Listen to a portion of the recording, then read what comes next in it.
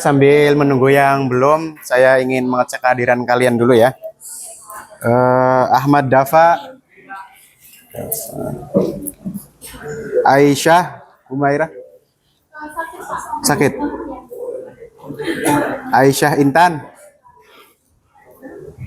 Alia Fadilah, Anabella, Askana, Ataya,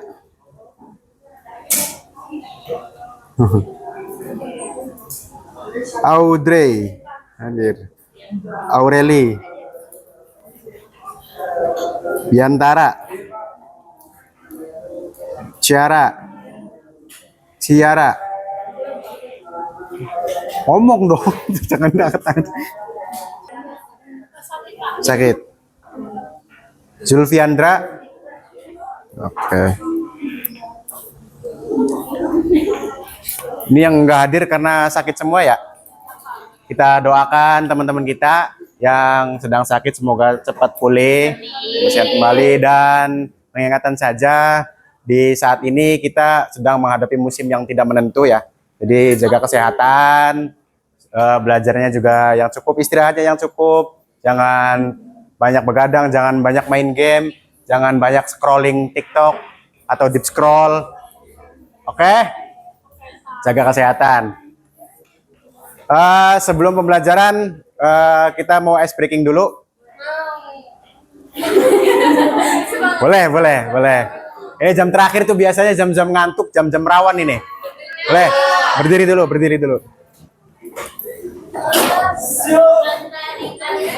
Biar kita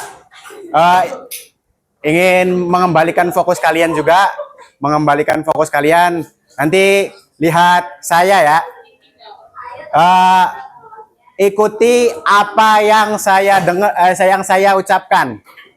Ikuti apa yang saya ucapkan. Kalau saya bilang pegang kuping, pegang kuping.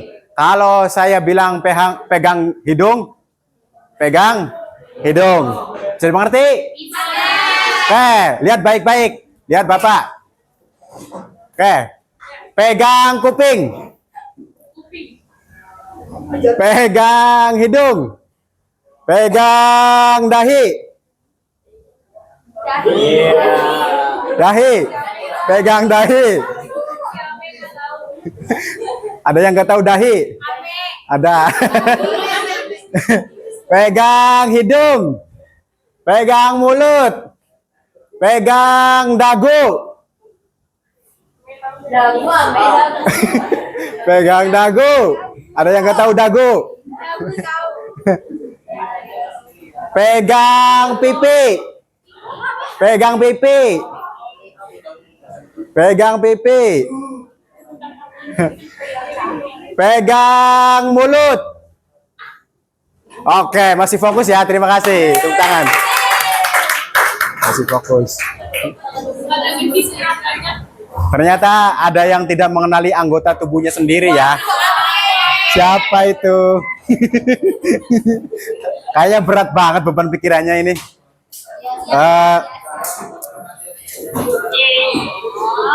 Kayak bisa kita mulai pembelajaran hari ini? Oke, assalamualaikum warahmatullahi wabarakatuh.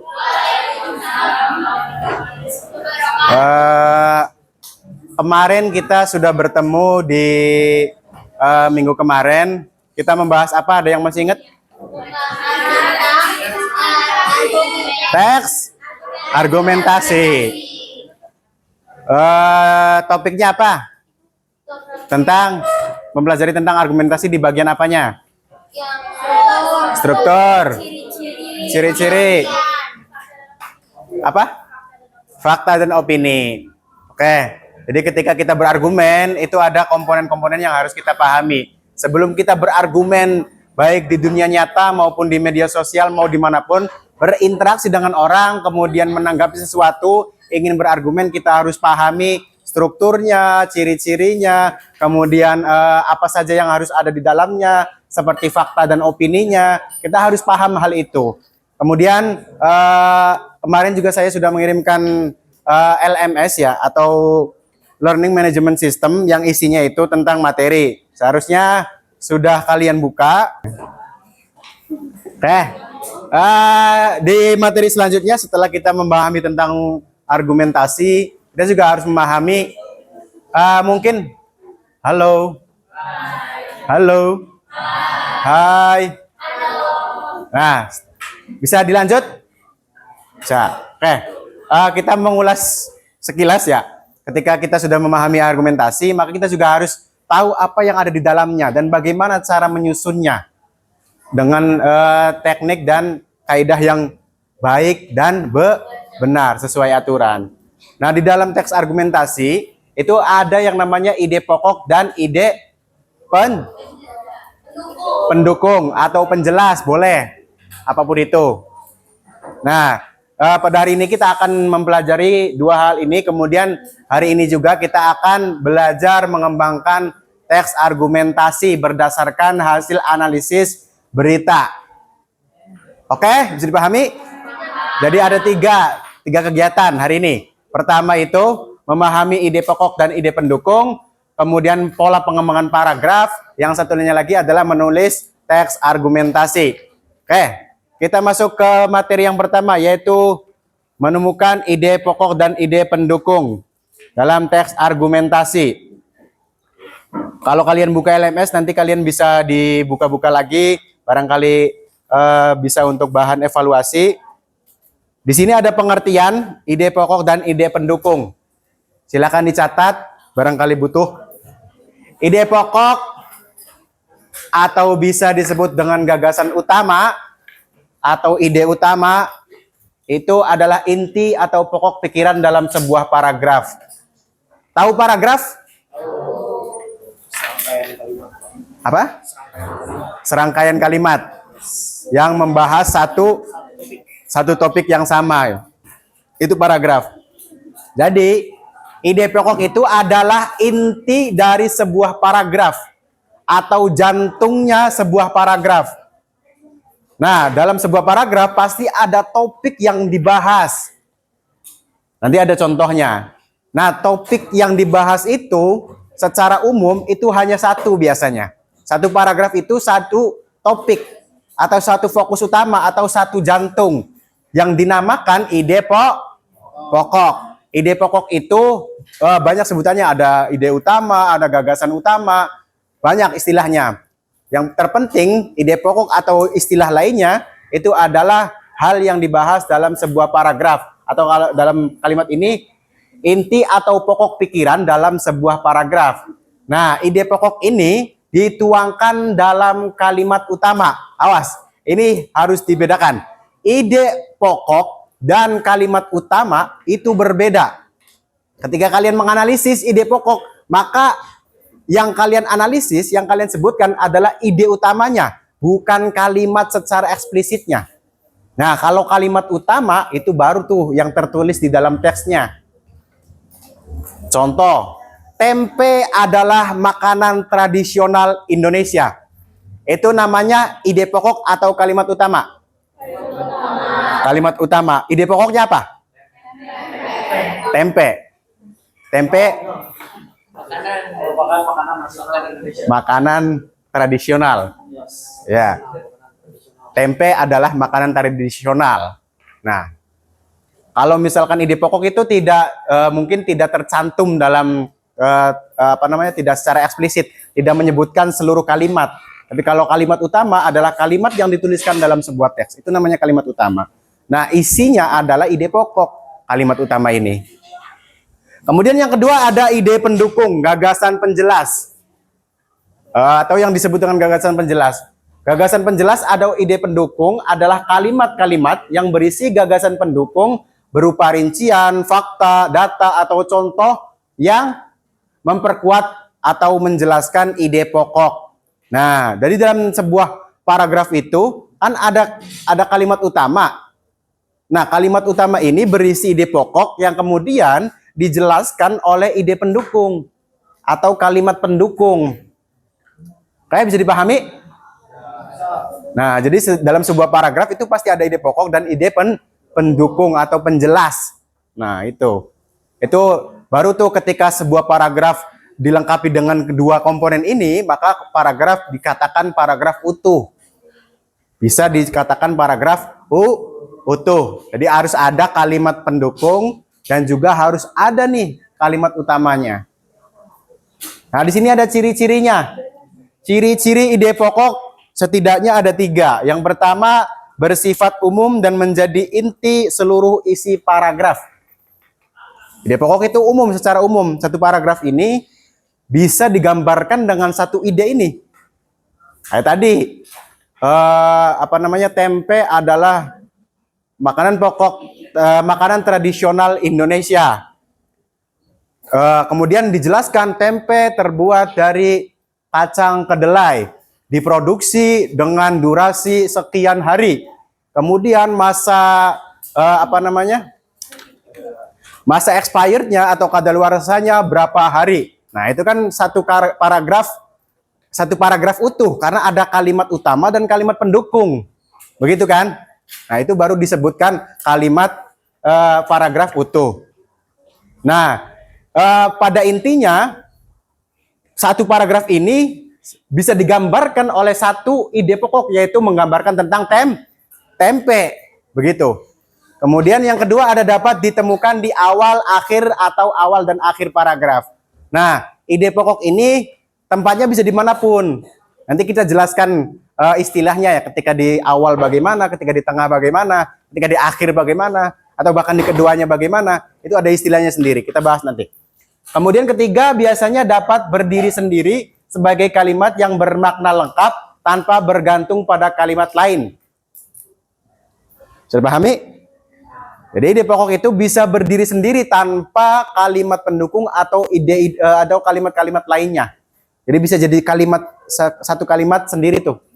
Tapi nanti bukan jadi paragraf, tapi jadi ide pokok atau kalimat utama doang, satu kalimat. Itu kalimat yang menjelaskan sebuah ide atau sebuah objek gitu. Ada ciri-ciri ide pendukung. Nah, ide pendukung ini kebalikannya dari ide pokok, atau bisa jadi yang dia itu support system. Paham support system? Anak sekarang pasti paham support system lah ya. Jadi ide pendukung ini adalah support system untuk ide pokok, untuk menjelaskan supaya lebih rinci, supaya lebih jelas, supaya pembaca itu bisa lebih mudah memahami inti dari pembahasan sebuah paragraf atau sebuah teks. Nah, itu bersifat khusus, konkret, dan lebih rinci dibandingkan ide pokok. Jadi lebih spesifik tuh. Jadi kan tempe adalah makanan pokok tradisional. Kemudian dirincikan lagi oleh ide penjelas atau ide pendukung. Tempe dibuat dari kacang kedelai. Lebih spesifik kan, kacang kedelai. Nah, kemudian selanjutnya ada berupa fakta, data, contoh, atau alasan logis yang memperkuat ide pokok. Nah, biasanya ide pendukung ini mendukungnya dengan berbagai macam. Ada data, ada contoh, ada fakta, ada rincian, ada ciri-ciri. Banyak. Itu. Intinya yang memperkuat gagasan utama atau ide pokok. Kemudian jumlahnya dapat lebih dari satu dalam sebuah paragraf. Nah, kalau tadi kan ide pokok cuma satu dalam kalimat utama, ya kan? Nah, kalau ide pendukung itu bisa lebih dari 2 kalimat. Itu bisa panjang. Bahkan kalian pasti pernah melihat satu paragraf itu panjang sekali, ya kan? Satu paragraf itu panjang banget sampai kita scroll tuh capek. Baca juga udah males tuh. Baru ngelihatnya aja udah males kita baca itu. Karena terlalu panjang kan. Nah, itu bisa jadi karena kebutuhannya seperti itu, maka disisipkannya lebih banyak gitu kan. Kita lihat contoh penerapan dalam paragraf. Nah, aktivitas yang kita lakukan sehari-hari dapat menghasilkan sampah. Sampah yang dihasilkan biasanya berupa sampah organik, yaitu sampah yang mudah terurai, misalnya daun-daun kering, sisa makanan, dan bla bla bla sampai dan lain-lain. Itu. Ada yang bisa mengidentifikasi bagian mana ide pokok, di bagian mana?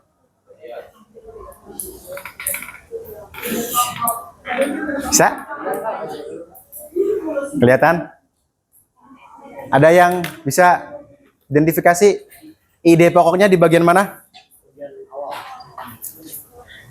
Bagian awal, betul? Betul. Bagian mana tuh? Coba bacakan satu orang. Cok, mana? Iya, ide pokok. Di mana? Ide pokoknya di kalimat mana? Bacakan.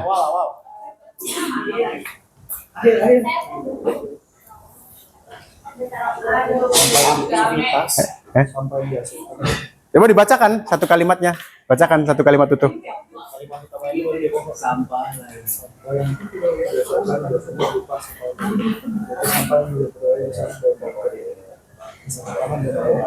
Dan lain-lain.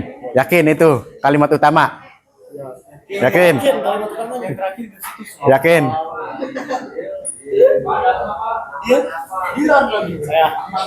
Mana Ahmad Dafa? Kemarin udah baca. Ya, sok, mana? Lo apa gua? Jadi kalimat utama itu yang bagian atas, yang aktivitas yang kita lakukan sehari-hari dapat menghasilkan sampah. Aktivitas yang kita lakukan sehari-hari dapat menghasilkan sampah itu adalah kalimat utama yang mengandung ide pokok, benar? Betul. Oke, kita lihat rinciannya. Pertama, ide pokoknya adalah aktivitas manusia menghasilkan sampah. Nah, ini ide pokoknya, aktivitas manusia menghasilkan sampah. Ini tidak tertulis secara eksplisit di dalam kalimat, tapi dia ada di dalam situ, menjadi pokok utama atau ide utama dalam kalimat ini atau dalam paragraf ini. Kemudian yang selanjutnya ada kalimat utama. Nah, tadi betul kata Dafa ya. Nah, Dafa, kalimat utama itu adalah aktivitas yang kita lakukan sehari-hari dapat menghasilkan sampah. Itu kalimat utamanya, berisi ide pokok yang di atasnya yaitu aktivitas manusia menghasilkan sampah. Kemudian selanjutnya ada kalimat penjelas.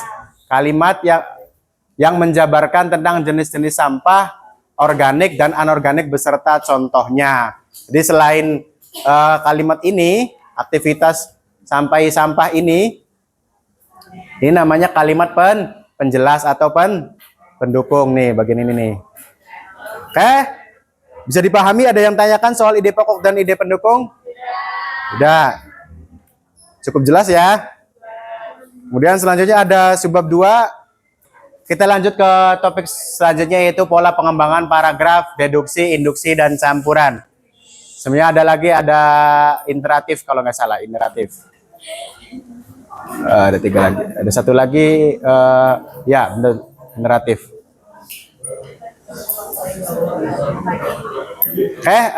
Sebenarnya di bagian bawah juga menjelaskan tentang video ini, merangkum tentang apa yang ada dalam video ini. Kita fokus ke bagian jenis paragraf berdasarkan letak ide pokok. Oke? Kita fokus ke ini.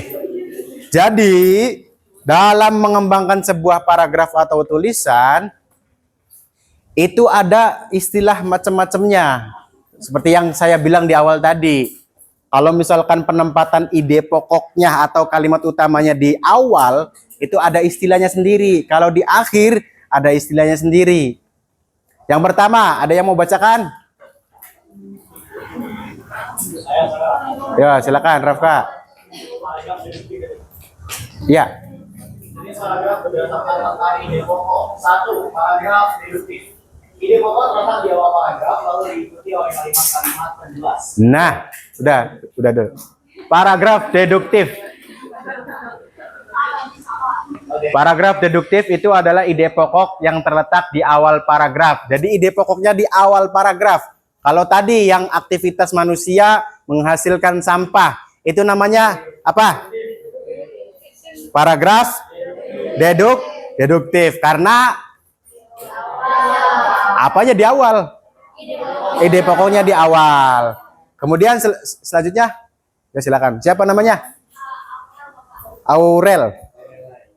Ya, silakan. Yang kedua adalah induktif diawali dengan kalimat-kalimat yang jelas dan diakhiri dengan ide pokok pada akhir paragraf. Oke. Jadi ini kebalikannya deduktif ya. Induktif itu adalah kebalikannya dari deduktif. Jadi paragraf diawali dengan kalimat-kalimat penjelas dan diakhiri dengan ide pokok pada akhir paragraf. Jadi ide pokoknya di bawah tuh, di terakhir. Tuh, jadi awalnya rincian dulu. Tadi contohnya tempe. Tempe dibuat dengan menggunakan kacang kedelai bla bla bla bla. Baru di akhirnya tempe ini oleh karena itu tempe merupakan makanan pokok tradisional. Nah, di akhir. Nah, biasanya ada kata-kata atau kalimat-kalimat penghubung gitu. Kayak tadi oleh karena itu, maka dari itu, oleh sebab itu, biasanya itu yang menandakan kalimatnya di akhir.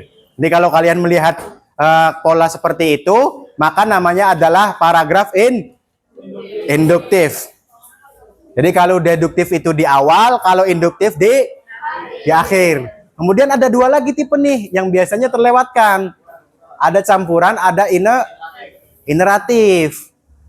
Kalau campuran, ada yang bacakan? Ya, kamu. Ada satu lagi. Ide pokok terletak di awal dan ditegaskan kembali pada akhir paragraf. Oke. Ada yang tahu maksudnya? Kamu siapa tadi? Siapa namanya? Maksudnya Pak, Iya, maksudnya apa? kalau yang paragraf campuran itu yaitu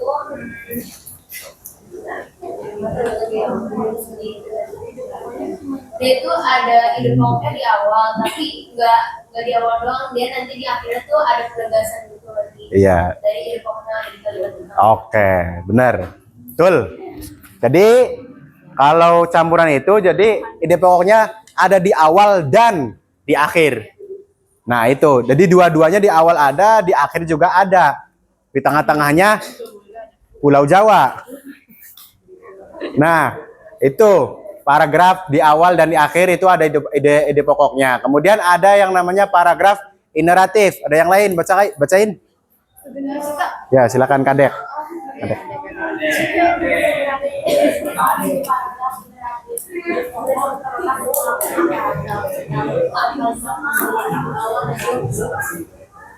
Oke.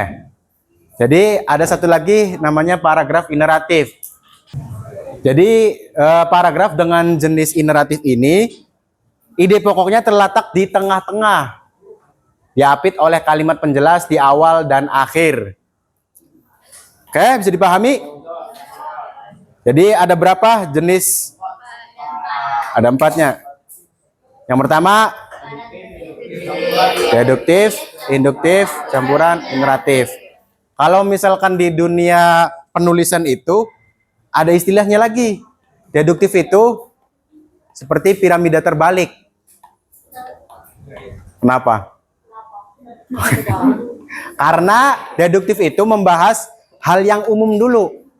Ide pokok kan tadi ciri-cirinya adalah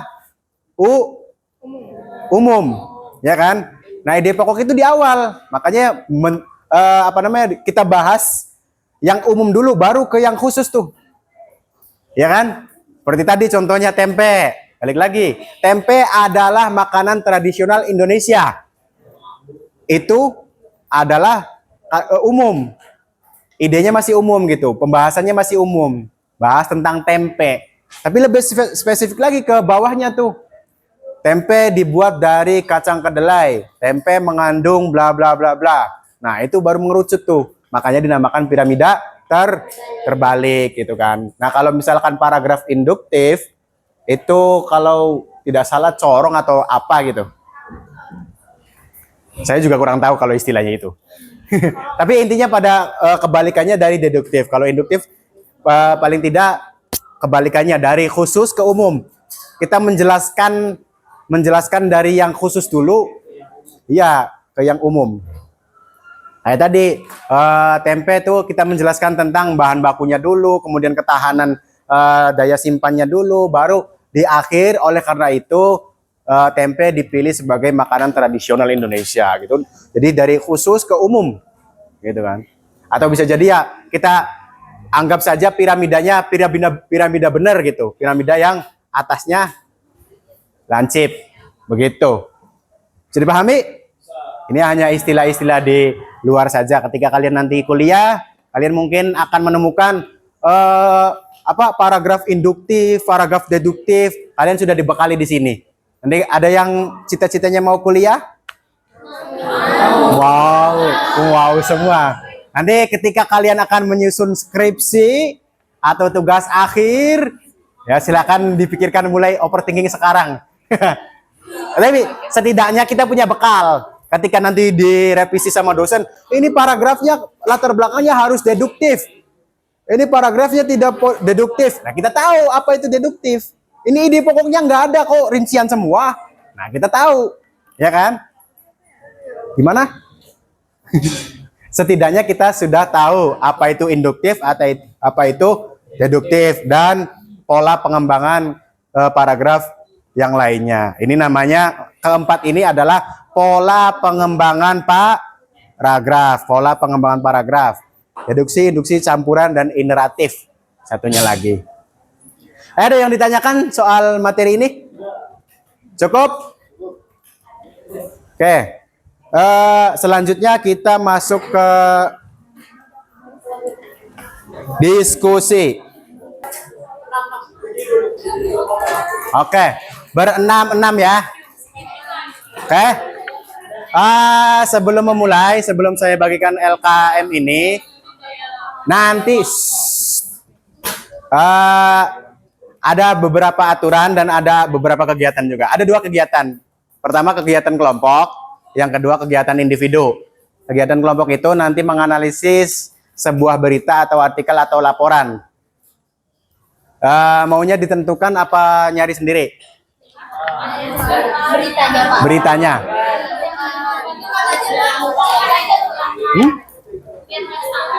Ditentukan saja. Oke, saya kirimin linknya ya nanti ya. Tapi harus diperhatikan dulu. Jadi nanti masing-masing kelompok itu menganalisis sebuah teks berita yang sudah sudah disiapkan. Nanti ada 3, tinggal kalian pilih. Kemudian tuliskan judulnya dan juga hal-hal yang apa yang kalian harus analisis di dalam LKPD. Oke? Nah, kemudian ada tugas kedua, yaitu untuk menuliskan sebuah argumentasi pribadi atau individu. Jadi dari hasil analisis ini, dari analisis kelompok ini, kalian kembangkan jadi kalimat atau teks argumentasi pribadi. Oke, bisa dipahami? Oke. Kemudian nanti apa yang bisa dikembangkan di sini? Ini yang paling penting, bukti yang dapat digunakan nih buat diargumentasi nanti. Ada juga tambahan inersi apa ya? Apa? Itu jadi di tengah-tengah paragraf adanya Apa namanya? inersi.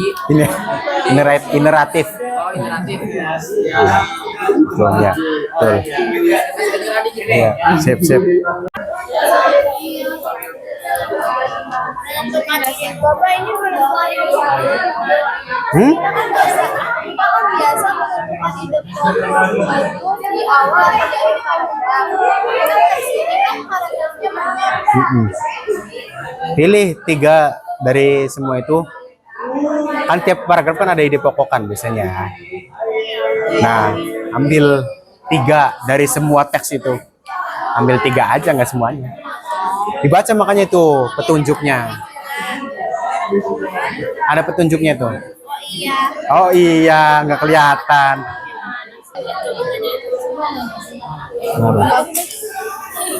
Apa? Ini tuh diambil kayak kutipan dari paragraf, jadi kalimat ini atau kita ngejelasin juga. Kan ide pokok bukan kalimat utama. Ya ide pendukung. Oh iya. Iya. Harus bedakan tadi saya bilang kan di awal kan. Harus bedakan ide pokok sama kalimat pokok atau kalimat utama itu beda. Kalau ide pokok itu kan nggak ada di dalam, biasanya nggak eksplisit gitu kan. Kalau ide pokok, iya bisa jadi tadi kayak contohnya tadi tempe kan. Tempe adalah makanan tradisional Indonesia. Nah, itu kalimat utamanya. Tapi ada di situ ada idenya. Tempe adalah makanan Indonesia. Atau apa gitu, atau tempe adalah makanan tradisional. Tidak ada Indonesianya, tidak secara eksplisit. Gitu. Jadi kalau ide itu tidak secara eksplisit dijelaskan, tapi gambaran utamanya apa? Minta perhatiannya. Sekarang kita masuk ke kegiatan selanjutnya atau kegiatan terakhir, yaitu menulis teks argumentasi. Masing-masing kelompok kalian sudah memilih hal-hal yang dianalisis, seperti fakta yang ada, kemudian ide pokoknya apa, ide pendukungnya apa. Nah, sekarang tugas kalian adalah secara individu, secara perorangan, kalian mengembangkan hal-hal yang sudah kalian analisis bersama kelompok ke dalam teks argumentasi. Jadi nanti silakan di buku masing-masing menuliskan fakta yang dipilih. Pertama, fakta yang dipilih apa, kemudian bukti yang digunakan apa, kemudian pilih pola pengembangannya di dalam teks argumentasinya. Ada 3. Jadi misalkan tesisnya apa, bla bla bla bla. Nah, ini pola pengembangan paragrafnya apa? Paham? Jadi di sini dituliskan tesis, pola pengembangannya deduktif. Kemudian argumentasi induktif. Terus penegasan ulang, campuran. Nah, dituliskan di sini. Kemudian selanjutnya yang terakhir adalah menuliskan teks argumentasi dari fakta yang dipilih. Jadi harus berkesinambungan. Faktanya tentang apa? Tadi ada ketahanan pangan. Presiden mencanangkan ketahanan pangan nasional. Nah, maka argumentasinya harus yang berkaitan dengan fakta yang dipilih. Paham? Dan juga bukti yang digunakan. Kemudian pola pengembangan paragrafnya itu disesuaikan dengan pola pengembangan paragraf yang sudah ditentukan. Atau bisa dibalik, bikin teksnya dulu, baru kalian pola pengembangan paragrafnya apa gitu. Biar lebih kohesi dan koheren. Bisa dimengerti? Ada pertanyaan? Ada?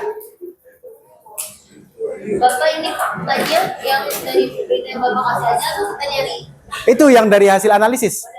Iya, kalau misalkan nanti faktanya tidak sesuai dengan apa yang kalian analisis, maka nilainya akan berkurang. Jadi harus dari yang hasil analisis. Iya. Jadi nggak usah lihat beritanya lagi, nggak usah lihat teksnya lagi, lihat dari hasil analisis saja. Oke? Bisa dimengerti? Siap. Oke, 20 menit ya. Kan pulang. Ya kamu kalau misalkan argumentasi itu kan harus punya posisi argumentasi kamu.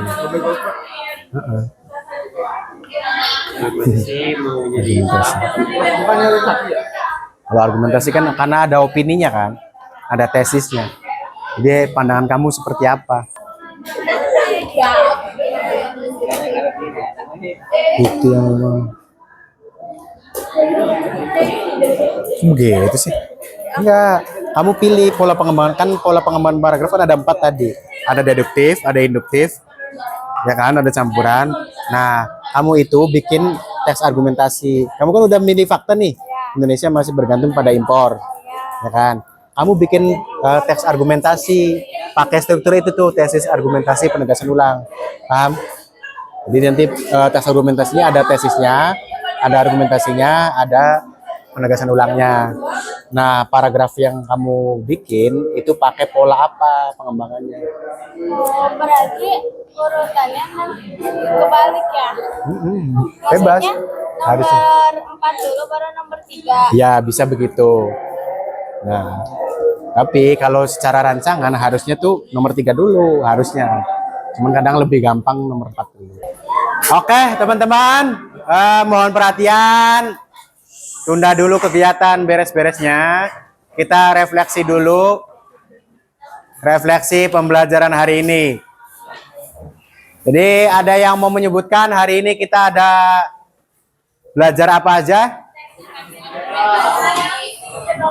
Ya, tes argumentasi benar.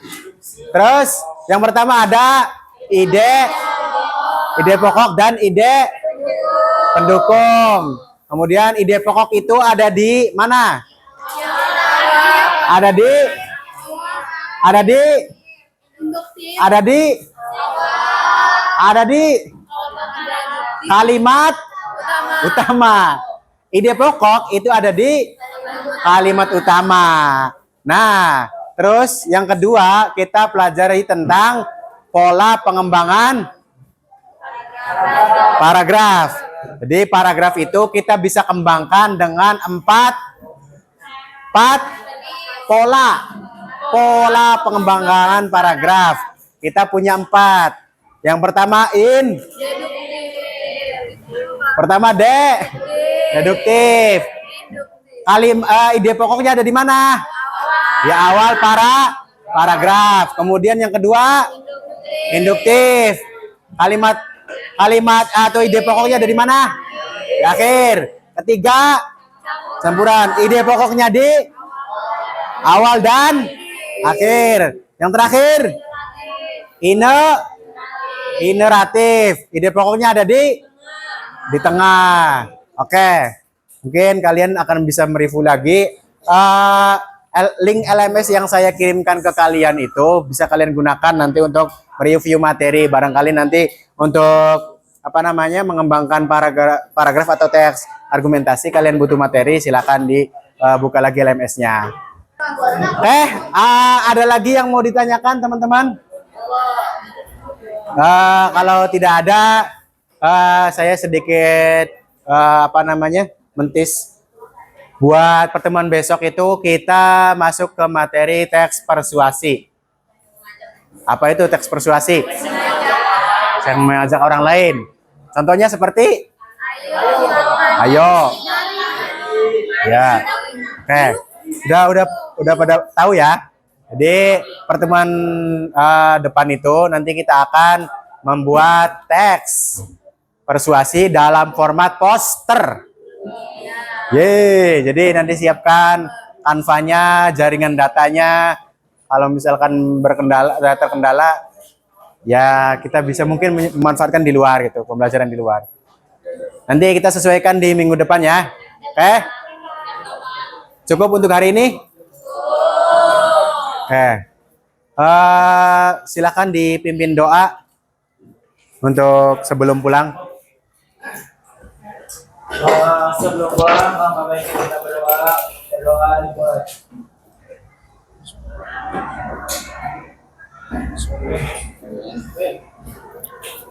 Assalamualaikum warahmatullahi wabarakatuh. Waalaikumsalam warahmatullahi wabarakatuh.